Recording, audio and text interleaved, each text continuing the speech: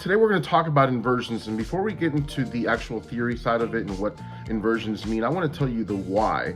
There are two main reasons, at least for what we're talking about for praise and worship. Number one, when you see somebody playing the keyboard and somebody that's been playing for a while, a lot of times they don't look at the keyboard and they can move their hands without really having to look at where they're positioning their hand. And so part of that is because, you know, going from certain chords, there are a lot of common tones that exist. So for example, if I'm in the key of F, which we'll be in today, and I'm going from a 1 chord to a 5 chord, an F to a C chord, there are some notes that are consistent, and being able to keep those common as you're moving your hand and positioning to play the next chord, that is really what enables people to move from chord to chord with ease without having to pick up their entire hand and reposition it.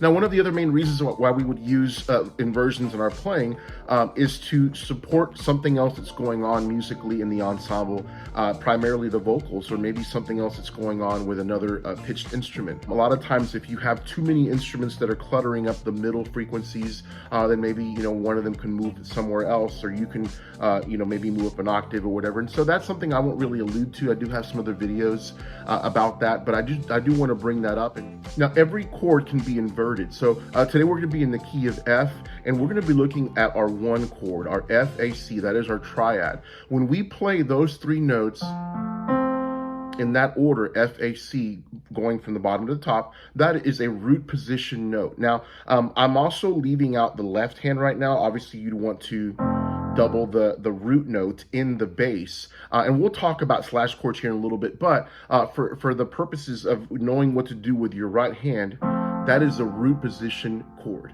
If you want to rearrange that, you can see that we can move that F and put it towards the top of the triad. Now we have an A, C, F, and I'm going to go ahead and double the bass at the bottom. And now we have a different voicing in the right hand. That's called the first inversion F chord right there. Now we can continue to do that again, and instead of having the A as the lowest note in the right hand, we can go C, F, A, and again we want to double the left hand. And that's going to be a second inversion. And so doing that allows us to be able to put ourselves in position to be able to play the next chord with ease. I'm going to go ahead and play that first inversion triad, A, C, F, still a 1 chord, but we're going to go ahead and go to a 4 chord, which is going to be a B flat, D, and F. Now, F is the common note between those 2 chords, so I'm going to keep that there, move my A to a B flat, and my C to a D, and now I have a 4 chord. And I did all that without having to pick up my hand completely and reposition it if I was playing everything in root position. Now let's say that I am playing a second inversion F chord. This is our 1 chord, C, F, A, and I want to go to a 5 chord. So hopefully you've watched the other videos, you know that a 5 chord is C, E, G. And I can do all of that without having to pick up my hand and go to a root position 5 chord very easily by doing this. There's our 1 chord, second inversion, root position 5 chord, okay? And you can do that super easy without having to pick up your hand completely as you would if you just played everything in root position. All right, we're gonna go ahead and play Holy Forever in the key of F. That's a really popular song right now, and I just want to start off with an A, C, F triad, which is going to be a first inversion triad in the right hand, and I'm going to double the root down here.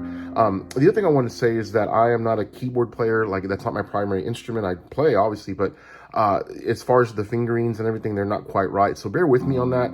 I just really want you to understand the concept of the inversions. Going from a 1 to a 4 chord, F to a B flat, that's going to be your first move there for 1,000 generations falling down in worship, back to the 1 again. Now going to the next chord is going to be a D minor chord, so I'm just going to move the C to a D there, and then my left hand goes to a D there. Okay, so basically I've just played the first 4 chords without ever even moving this note right here, the high F. Once I get to that D chord, that D minor chord, I will have to move my hand and pick up and just move everything down by step. Here's a D minor in second inversion. Then we're gonna go to a C in second inversion as well, and then we're going to go to a B flat chord, excuse me, in second inversion as well. Sing the song of ages to the Lamb. So I can play a lot of that without having to move my right hand until we get to the C chord and we go down by step. All right, and that's what inversions can do. Now down in the bridge, there's something we call a slash chord. And so all that means is that we're gonna play an F in the right hand, but in the left hand, instead of playing the root of the chord, we're gonna play whatever the note is that's on the bottom half of the fraction or of the slash, if you will. In this case, it's an F over A, so we're gonna put an A in the bass. A lot of times you'll see these chords used as a passing chord. Let's say you wanna go from B flat to F over A, and then maybe to G minor. Okay, that's a good way to do that, to have that in-between chord without having to go from B flat, F, then G minor, okay? To not have so much movement back and forth. And that's it. That's inversions in a nutshell. They're really simple, but you have to have the foundation of chords and knowing the theory behind how to form a chord, a triad.